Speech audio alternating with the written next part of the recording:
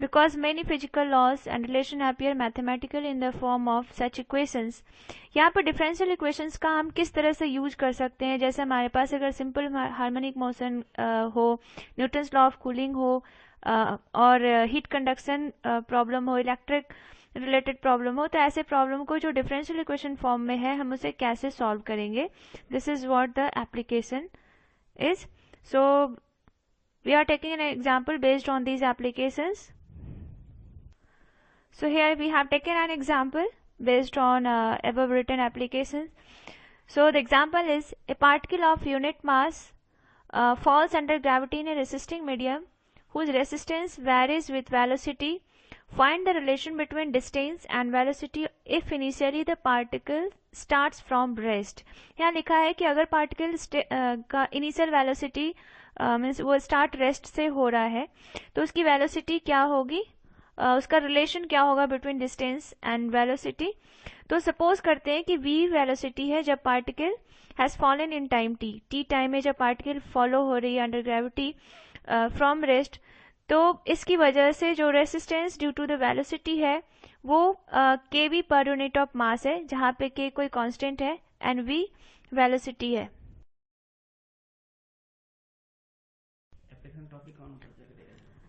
So here v is the velocity when the particle has fallen distances at time t from rest.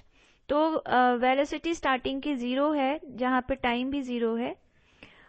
Equation of motion of the particle is m into dv upon dt, where dv upon dt is acceleration, is equal to m into g. G is gravitational acceleration, m kv.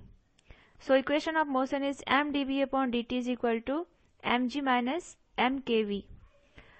So m is common and then it is cancelled out. So we have dv upon dt is equal to g minus kv. Then integrating both sides, dv upon g minus kv is equal to integration of dt, and 1 upon g minus kv integration is log g minus kv into minus 1 upon k. So this is t plus c1, where c1 is integrating constant. क्योंकि initially velocity 0 है जब time 0 है, तो अगर आप t is equal to 0 और v is equal to 0 इस equation में रखोगे तो c1 की वैल्यू मिलेगी minus 1 upon k log g. तो यहाँ से हम अगर ये c1 की वैल्यू इक्वेशन फर्स्ट में रख दें तो हमारे पास है 1 upon k log g upon g minus k is equal to t. v is ds upon dt. v is velocity, velocity is rate of change of displacement. So v is ds upon dt, which is equal to g upon k 1 minus e to the power minus kt. तो अगर आप यहाँ से log g upon g minus k भी is equal to हो जाएगा kt, और therefore v is equal to अगर हम यहाँ से कैलकुलेट करें तो ये हो जाएगा g upon k 1 minus e to the power minus kt. अब इक्वेशन सेकंड को इंटीग्रेट करेंगे तो ds is equal to this one into dt. Integrating ds is s g upon k t plus g upon k square e to the power minus kt plus c2.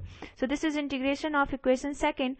अब अगर t 0 है और तब distance भी 0 है तो c2 की value हम यहाँ से ऑब्टेन कर सकते हैं इक्वेशन थर्ड से, which is c2 is equal to minus g upon k square. Therefore by putting this value in equation third, अगर हम c2 की वैल्यू इक्वेशन थर्ड में रखें तो s can be obtained as g upon kt plus g upon k square e to the power minus kt minus 1. So this is equation fourth. Now eliminating between 2 and 3 we get, अगर 2 और 3 equation को,